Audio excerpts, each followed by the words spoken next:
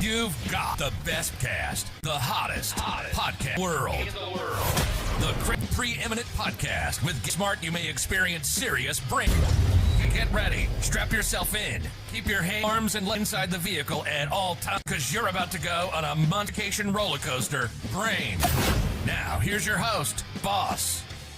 Hi, folks. Chris Voss from the ChrisVossShow.com, the ChrisVossShow.com. Hey, we're coming to the most amazing podcast recently. You guys being here with us. Be sure to go to Chris Voss Show on all the different social media forums out there. Multiple accounts, enjoy them. Go to YouTube.com, Chris Voss, to see the notifications of you push there, and that gives you notifications you get on your phone. So when all the brilliant authors are the Chris Voss Show. I'm really excited about today's show. We have two brilliant multi-book authors. These guys are studious. Is that the right word? A studious journalist. They have been working in the journal trade for many, many years, are brilliant at the work they do in covering the White House and everything else. So they have written they've done, I think, at least one. We'll get some details on that in the book that just came out, 2nd, 2020, Lucky, How Biden Barely Won the Presidency. This is Jonathan Allen and Amie Parnes. And let me give you some background on them before we take you into the show. Jonathan is a senior political analyst with NBC News Digital. NBC, a winner of the Dirksen and Hume Awards for reporting. He was previously the White House bureau chief for Politico and the Washington bureau chief for Bloomberg News.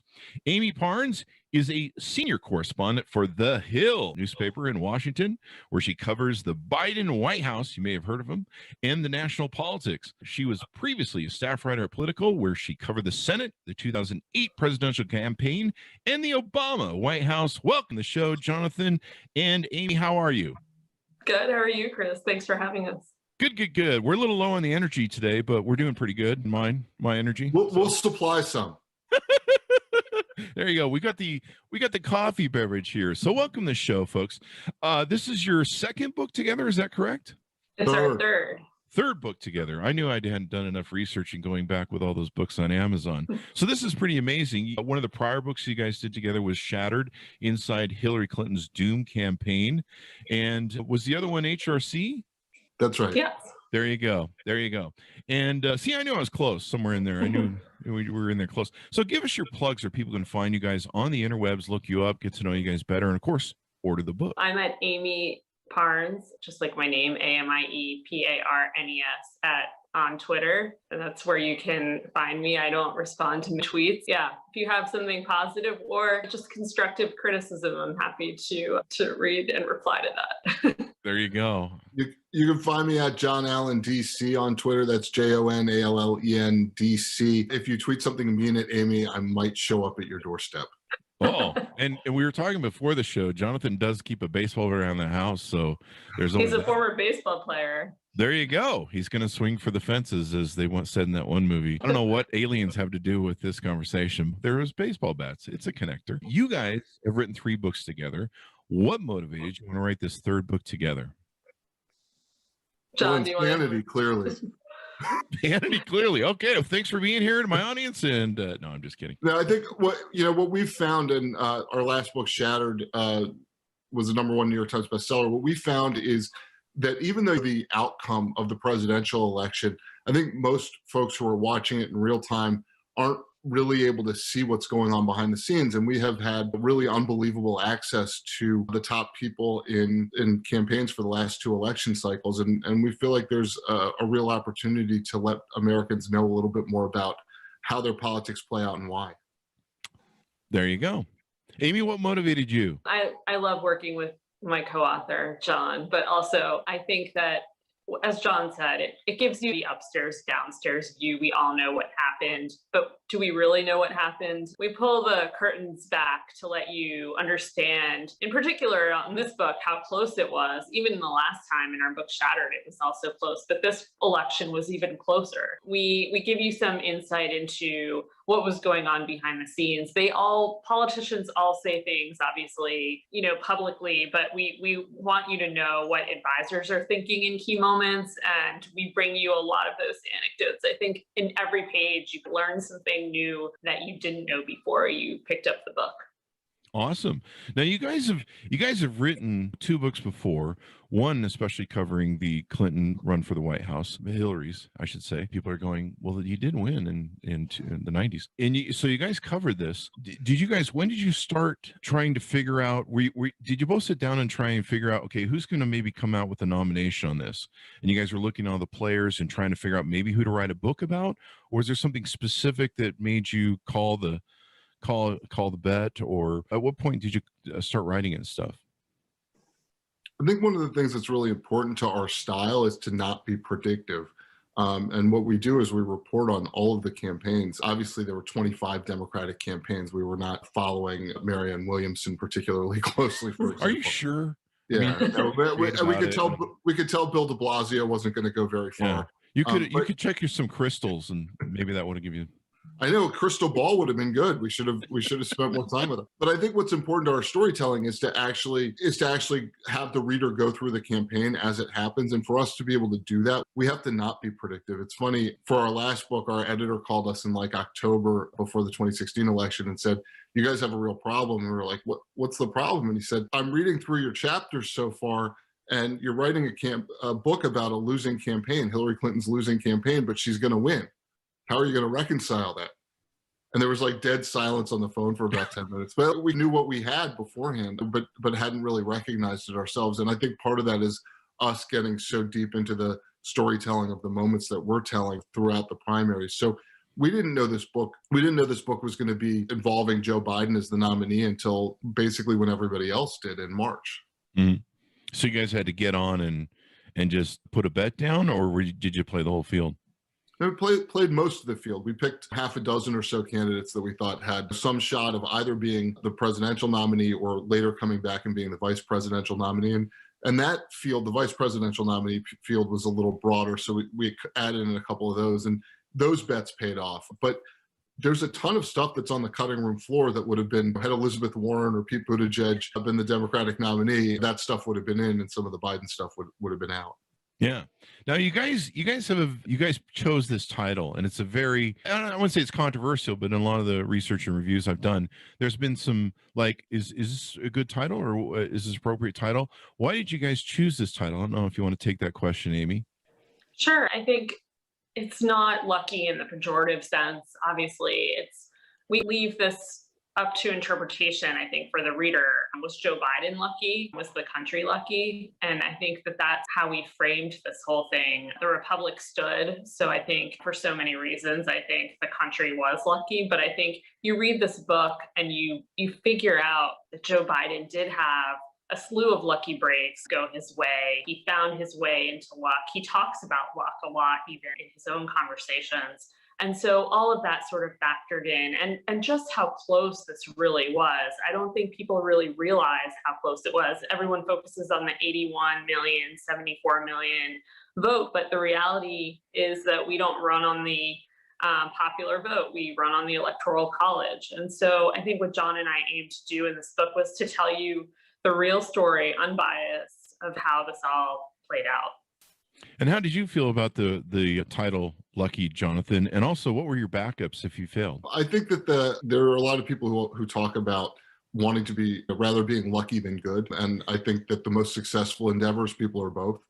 Mm-hmm. And to Amy's point, Joe Biden talks about luck and fate and fortune, and whatever way you want to describe the things that aren't so empirical, that aren't so clear cut, that are factors in campaigns. There were a lot of them that went Joe Biden's way, both through the primary and through the general election. And Amie said, what we saw on January 6th with the storming of the Capitol, you can see just how fragile this republic is. And yet it withstood one candidate saying that the entire thing was fraudulent and rallying his base around that could have gone another way.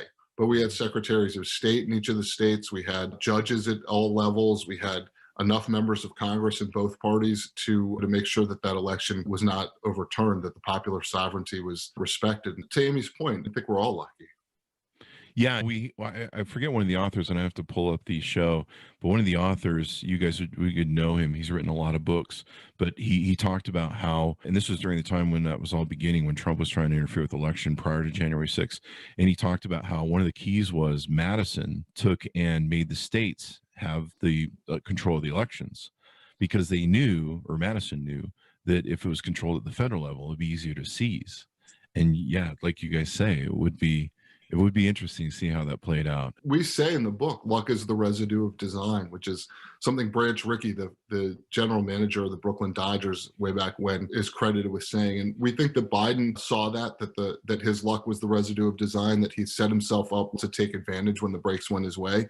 And also, to your point, that luck was the residue and design in terms of the founders of the Constitution, designing a system that could withstand all of the pressures that we saw this in the past year. It's amazing how much we had a lot of authors on. We talked about this in the last year. It's amazing how much foresight those guys had. Just amazing. And maybe it was because they had kings and stuff they had to deal with, but it really is interesting. And Amie was saying this came down to very few votes. I think Michael Cohen had somebody on the show recently, and they broke down exactly, and you guys, I think, do in the book, exactly how thin the margins were and how this could have gone any which way, and probably decide the future or failure of our democracy. Yeah, and it's something that Democrats don't really want to think about. I think a lot of people think, well, a win is a win is a win. And I think what this book does, in my opinion, is doesn't just talk about the past, but it talks about the future. And Democrats are really going to have to learn some lessons here going into 2022 and 2024 if they want to win again. Especially with the GOP legislatures that are going back to gerrymandering and making election laws and pulling their usual games of excluding voters. One of the things that was interesting to me, because I remember what you guys talked about in Shattered, there's so much different problems with the Hillary campaign. She could have gone to Wisconsin. Excuse me. Sorry. The infighting, I think, between the heads of her campaigns and the different things, fighting with Bernie, of course. And I think I saw in one of the interviews you guys did, you talked about how there was a key woman who didn't end up, she was like a second runner-up, didn't end up getting on Hillary's campaign as the top campaign person, but she took over for the Biden campaign. Do I have my story correct? That's right. Jennifer O'Malley Dillon. Hillary Clinton went in another direction after interviewing Jen O'Malley Dillon in 2015 for the 2016 job. And she was known as a really tough operative, somebody extremely capable, having come off the 2012 Barack Obama campaign. And with Barack Obama's encouragement, Biden hired her for the general election this time around. And it would be difficult to quarrel with that decision given the outcome. Do you guys think, and that was my follow-up question, do you guys think if Hillary had appointed her, maybe the outcome would have been different? Maybe. We basically talk about how a slew of factors contributed to her loss, and maybe it's hard to say, but there were a number of factors that definitely contributed. Yeah. One thing she could have went to Wisconsin. Excuse me, sorry. That's one of them. God bless you. Wisconsin, did you say? She could have went to Wisconsin once. Excuse me. Sorry, it's an SNL joke. But the question with O'Malley Dillon is one of the differences we saw and we report on in this book, in this campaign, is that even though there were tensions within this campaign and there was infighting to some degree, what O'Malley Dillon was able to do was a better job of managing up in terms of the candidate and the sort of senior advisor class that's around him, and also managing down. And that made some people down not happy, but they all kept it inside. I think there was a whole sort of sentiment within the Democratic Party to not let anybody's individual priorities, not let anybody's resentments get in the way of defeating Donald Trump. And so I think 4 years of Trump is one of the reasons that Democrats won the presidency in 2020 and lost in 2016. He was doing so good. No, I'm just kidding. It's just extraordinary. And he even got more votes, which was even more extraordinary. You're like, seriously, yeah. Has anybody been here those last 4 years? About 17% more votes. Yeah. And it was not a small new margin. Yeah. You're just like, holy crap. Wow. It's just amazing to me. So you guys break this down in the book. You guys walk through all the different, the backstories and everything that's going on with the campaigns and the challenges. And of course he goes through the first, I think it's 3 or 4 failures. There's New Hampshire, I think Ohio and Nevada. And everyone's like going, this dead man walking, right? Yeah. It was really bad. At one point his aides came to him and essentially say that he has to think about maybe putting his house to refinance his house because they were running on fumes and $1.5 million, which isn't a lot to run a presidential campaign.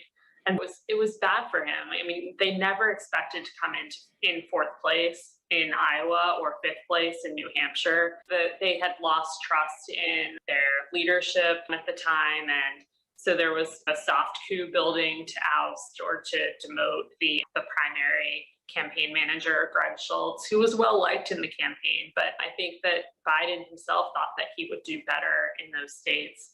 And so, yeah, they had to rejigger the entire campaign and do it very quickly. And he kept promising people that it would turn around. And even his wife, Jill Biden, he had to turn to her a couple of times and say, hang on, Jill, hang on to South Carolina. But it shows you sort of what the campaign was dealing with. And what we do in the book is we really take you inside. And I think everyone knows just how badly they were doing at the time, but no one knows the play-by-play and what they were going through and talking about. So we do that in the book. And what's interesting is, I was talking about Jonathan before the show, is the empathy of Joe Biden. He's been through some serious trauma and experience, and it's given him an incredible empathy. I think everyone can, I don't know about everybody, but we can get most people to agree on that. You go through that sort of loss, there's a connection you have to pain and empathy that, or at least hopefully you do. I can't imagine going through the losses he's gone through, and you're just like, I'm sure it's fine. He's a man for the moment, it seems right now. He's handling the coronavirus very empathetically.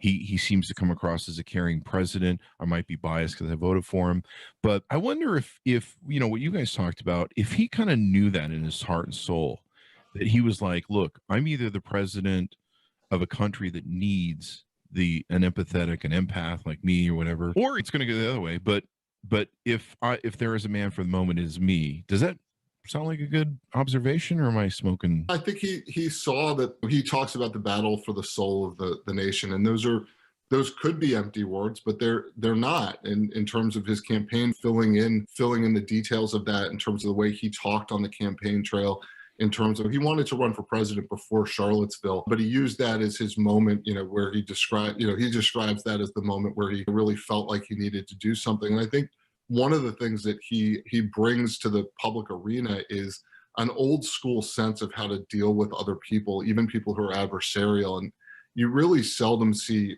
Biden turn to ridicule or to demeaning people. And our politics have been so nasty and hostile. And if you're on the right, you talk about the left as some sort of nameless, faceless, heartless group. And if you're on the left, you feel the same way about the right. And I think what Biden has been really capable of doing is having some authenticity around that compassion, some authenticity around really actually caring about not just the people in front of him, but even his adversaries and the country more broadly. And it's such a divergence from where Trump was that it helped him really make that contrast clear during the campaign.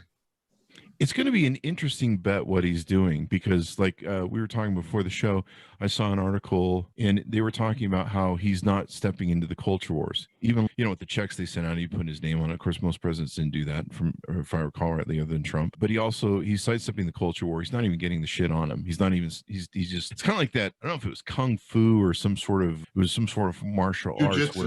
Jiu-jitsu, where you're basically a dodger and instead of an engager, and that actually makes you a better fighter. And it's almost like a jiu-jitsu that they stayed away from putting his name on the big package and trying and keeping that from being politicized, which was very different than what Obama did with Obamacare. And so it'll be really interesting to see how that plays out, because your point, Jonathan, where you were talking about how there's been so much vitriol and so much anger, maybe he does read the tea leaves and he recognizes that there's a certain way he needs to heal the nation. There's a certain way he needs to bring us together. He's got to go the distance. He knows it's not going to be overnight.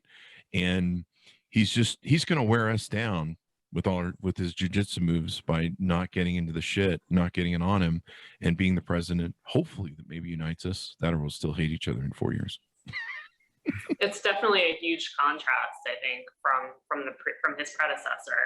And I think that was all part of the plan, though. You're right. It does remain to be seen, Chris, if he can unite the country and break the fever as he claims he intends to do. The Republicans aren't willing to give him anything at the moment. And I don't think it's going to get any easier for him. So that might be an uphill battle. And I think it's going to be tough for him, because he is someone who has worked with Republicans and believes in working in a bipartisan way. But I just don't think that climate is now. Yeah.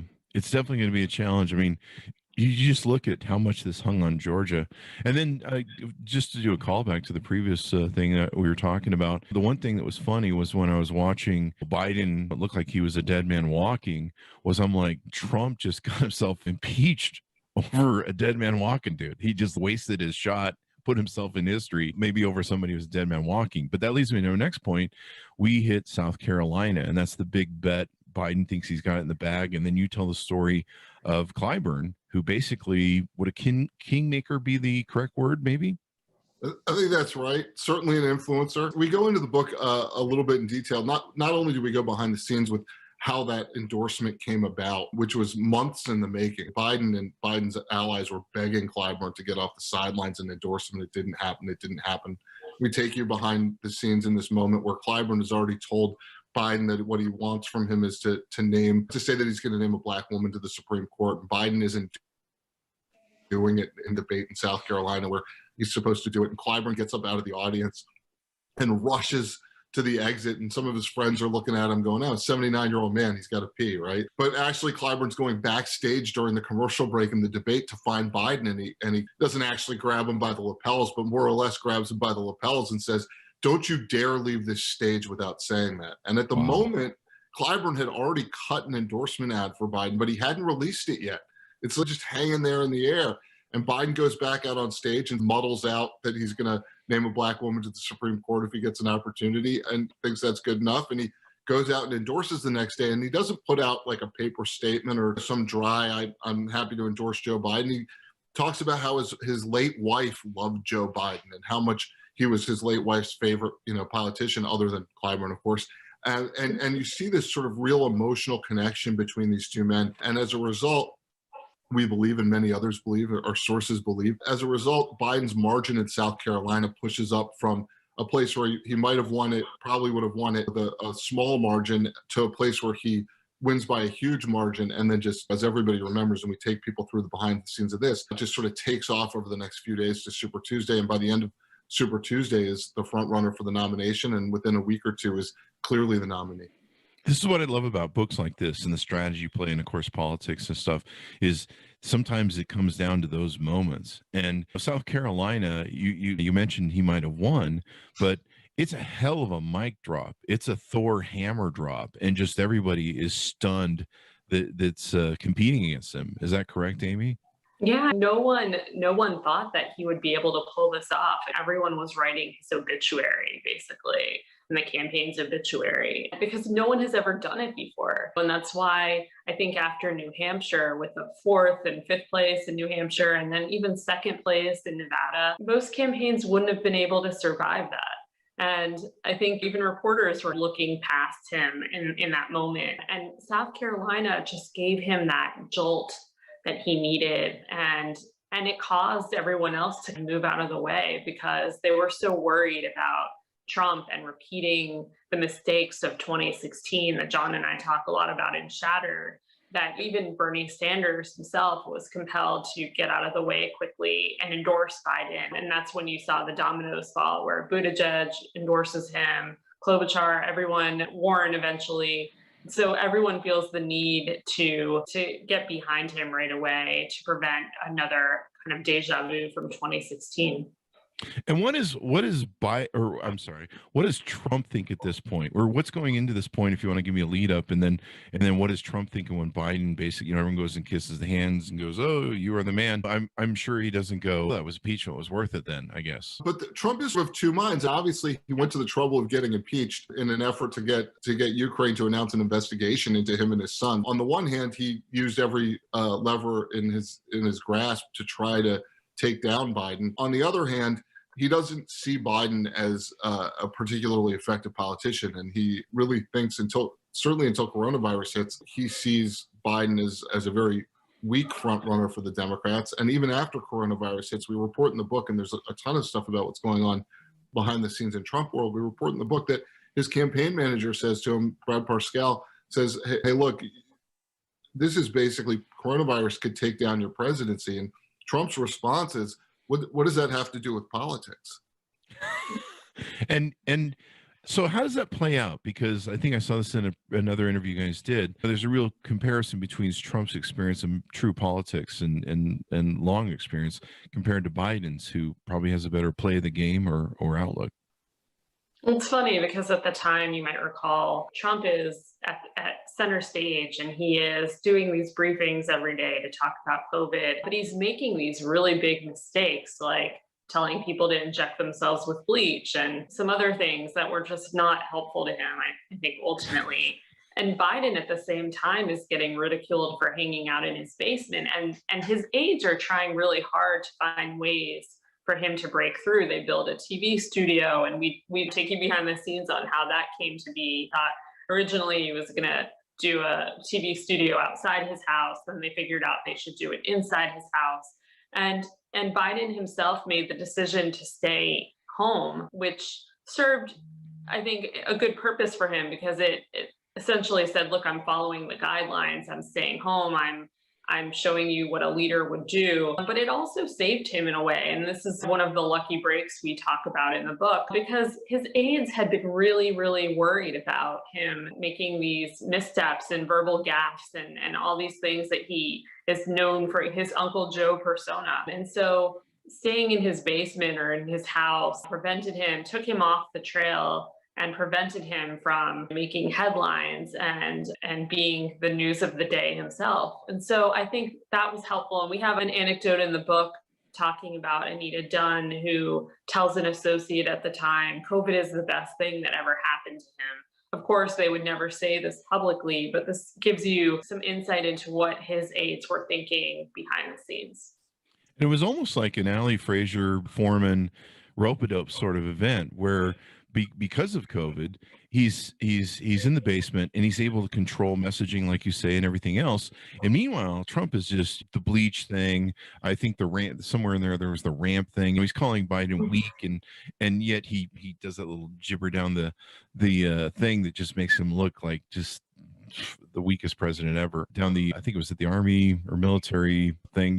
He went down that ramp, and it was the whole ramp gate thing. He's doing stupid stuff with the Bible and all that, and he's basically just Biden's. It's almost like just give him rope, he'll hang himself. Yeah, they just aimed to get out of the way, and that was a good strategy for them at the time. Yeah. First of all, I think all listeners of the Chris Voss Show should know that you should not inject yourself with any sort of disinfectant or bleach. I suspect all the listeners know that, but there are plenty of foreign substances you can put in your body. Don't put disinfectant or bleach in. Yeah, do not put disinfectant or bleach in. That's a note to self. Public service. PSA. The more Jonathan and Amie. This is really interesting. And so do you guys talk a lot about the Trump side of it in the book? Do you cover a lot of how they're reacting on the Trump side and everything else?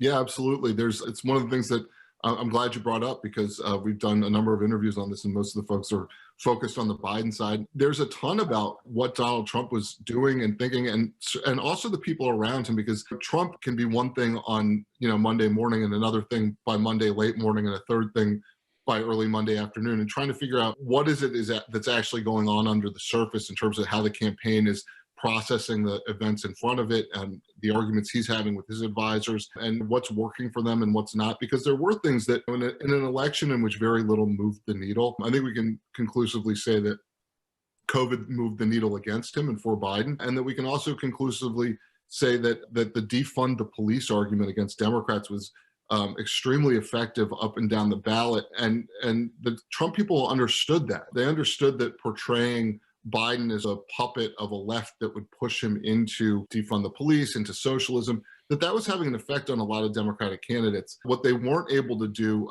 ultimately was to sink Biden's credibility with it, because Biden went out there, and we write about the internal debate in his campaign about, do they say defund the police? Does he apologize for the crime bill? All that stuff. But ultimately, Biden goes out there and pretty strongly says, I'm not going to defund the police. I'm going to put more money into local policing. He says, I'm not a socialist. I ran against a socialist in the primary and I beat him pretty handily. Biden was able to counter most of their moves more effectively than Democrats down ballot were.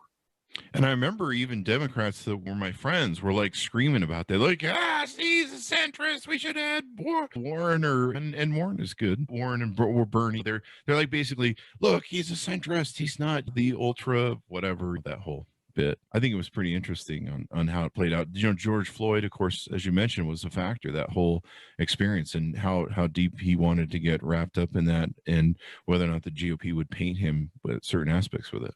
And Biden, to your point earlier, Chris, Biden was throughout that period, no matter what he said about policy, he talked in compassionate tones, and he talked with empathy for people who are the victims of violence, for people protesting for racial justice, for police officers. And that infuriated some of the people on the left, but I think it was consistent with him talking about just bringing down the temperature. And when we look at a Washington that is still divided, and Biden's going to have trouble legislating, one thing that can be certainly said about Washington in the Biden era so far is the temperature of all of that has been turned down. The votes may not have changed a whole lot in terms of the Senate's 50-50, the House is barely Democratic majority, 51% of the seats. But what has changed tremendously is the tone of all the discussion. Yeah. It's interesting to me how the Betsy DeVos, the Council for National Policy and all that, they've always played a pretty smart long game at targeting the college and beating that. And of course, the GOP legislators are going to be doing. It's going to be interesting what's going to see happening coming up in 2022 and 2020. And what are some teasers maybe that we haven't talked about in the book, or stuff that's maybe a little salacious that we can tease people to want to buy the book? I'll give you guys both a shot at that if you would. And maybe if you want to give us a little teaser on maybe a story that is in the book people should check out. I think Chris, a lot of people find the Obama factor very interesting in this book, and we have him looming over the race. Of course, he doesn't really want to get into the discussion so much publicly, but we time and again show you where his mind is about Biden and all the other candidates. There's one particular scene where Obama's being asked by a group of influential Black donors, a small group, what he thinks of the horse race, and he weighs in and he jabs some people, and he is supporting one person in particular, and he forgets his own former partner, Biden, and has to be reminded about that. And so I think all of that is really fascinating. I think John and I even learned a lot about where Obama was the entire time, and it's something we detail in the book in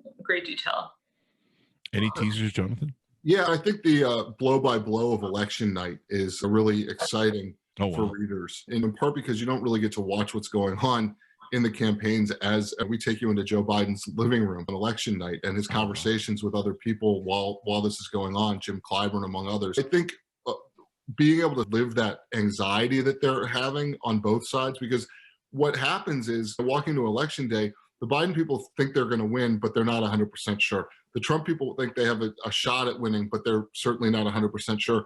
And as the votes are coming in on election night, there's real anxiety on both sides. It's playing out. And for the Trump team, it's in the map room at the White House. For the Biden team, it's spread across a couple places. Biden's house, there's a convention center that they're at in Wilmington, his campaign headquarters in Philadelphia. And to see the thinking of people as this is going on, I think most people remember when Fox News called Arizona for Biden was a huge moment. And there's been reporting on, we have reporting in the book, but there's been other reporting on Trump blowing a gasket at that moment. What people hadn't reported is at the Biden campaign headquarters, his top data analyst, the person watching all these numbers come in, sees Fox call Arizona for Biden and thinks the same thing that Trump's people do, which is, how could they call this? There's no way you could be confident in this call right now. And so we walk you through that. And even into the early hours of the next morning, a lot of the Biden people were not confident that they were going to win. And it wasn't until there were some big vote drops early in the morning, but later early in the morning, like 4 or 5 in the morning, where they started to have a better sense. And even Biden doesn't really believe it for days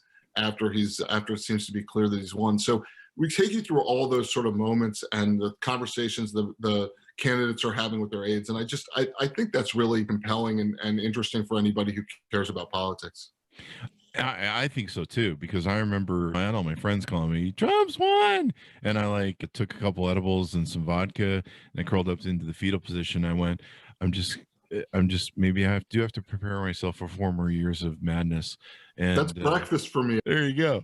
And I'm just like, I just gotta have some faith. Maybe faith will help. I'm an atheist, and I actually thought about turning to Jesus at that point, but I guess it worked out. So I'm not sure what that tells us. That's interesting. But Well, maybe it was not divine intervention. I think George Conn said, what, 50% of prayer works. So there you go. I'll leave it to him in the end.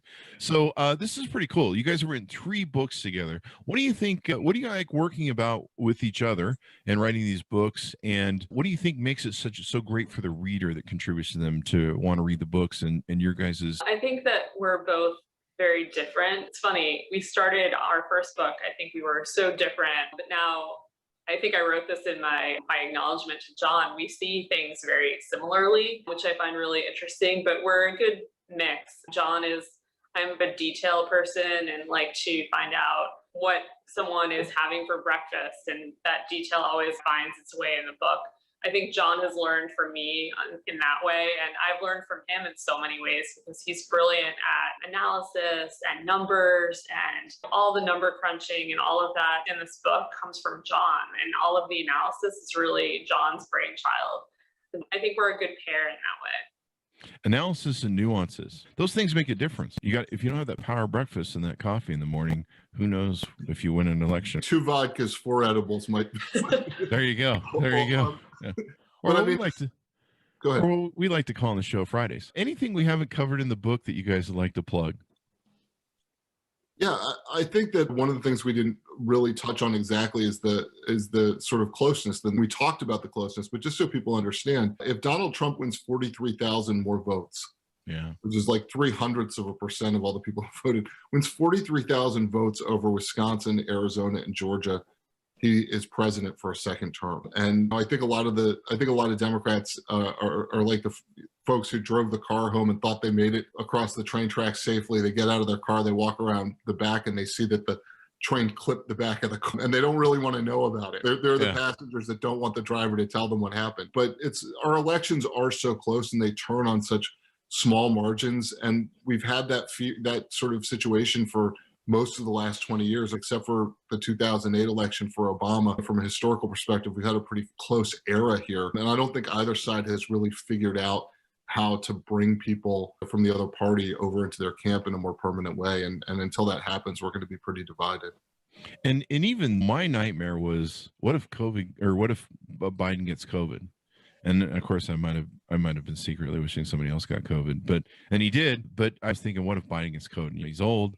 He's the oldest running president or oldest running candidate, both. And you're like, this COVID could decide this election. Like, he could be ahead, and the polls show he's ahead, and then all of a sudden he croaks from COVID, and you're just like, fuck. I think there were some elections that did that, wasn't there? Wasn't there the one with Nixon and the one guy, and he gets shot, put in a wheelchair from Alabama, I think it was, or Georgia? George Wallace. George Wallace. I think that had an effect on that race, didn't it? I don't know. Yeah, Wallace was the third party candidate. He wasn't going to win, but certainly capable of taking electoral votes at a time when you had the solid South. Yeah, that would have been interesting. So, guys, it's been wonderful to have you on and share this amazing book. I think these things are great because, like I say, I see them like a giant 3D chess thing. And of course, as John and I were talking about before the show, there was one guy eating the pieces, as Rick Wilson, I think, famously said, if we give him credit for that. Oh, go ahead, Amie. Oh, no, I was just laughing. I did have one question for you guys during the show. Did the Lincoln Project make a difference now that we've brought up Rick Wilson? It's a good question. I don't think they made a big difference. I mean, they occupied a little space in Donald Trump's head. I think they made hard-hitting ads, but for the most part, I think they raised a lot of money. They didn't have a lot of effect. One other thing I would say, though, to your point about the chess match, I think the cautionary tale for Democrats here as they look at the 81 million votes and talk about a landslide is that you don't measure presidential elections by how many pieces you take from the other side.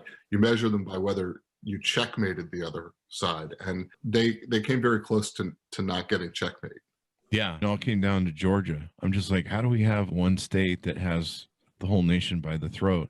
It used to be Florida.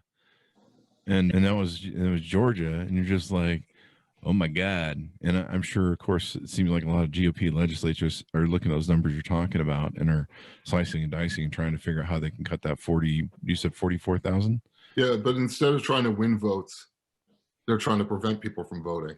It's just astounding. It's been wonderful to have you guys on. So let me ask you, I need to ask you this though. Do you guys plan on doing another one in 2024 or 2022? We still are trying to, get this one going, and we're obviously gonna keep doing books, but we just don't know what's what yet. Your book publishing company made me ask that question. We're exhausted, man. Yeah. We just put a book out, Chris. What the hell do you want from us? Yeah. And we put a book out quicker than our last book and during a pandemic. And I think just for that, it's exhausting and we need a little bit of a break. There you go. You've got the book tour to write it out. Plus, you can do it from home. So that's nice. That's nice, but we don't get ghostwriters. It would be nice to be a celebrity and have somebody else do all the work. Where can people look you guys up on the internet and find out more about you guys? Sure. I'm on Twitter, Amie, AMIE, PARNES, just my name. And I will always respond. Just be a troll. I'm at John Allen DC, JONALLEN DC on Twitter. You can find my work at NBCnews.com, and you can find me on the phone with Amie soon discussing whether and when and what about our next book will be.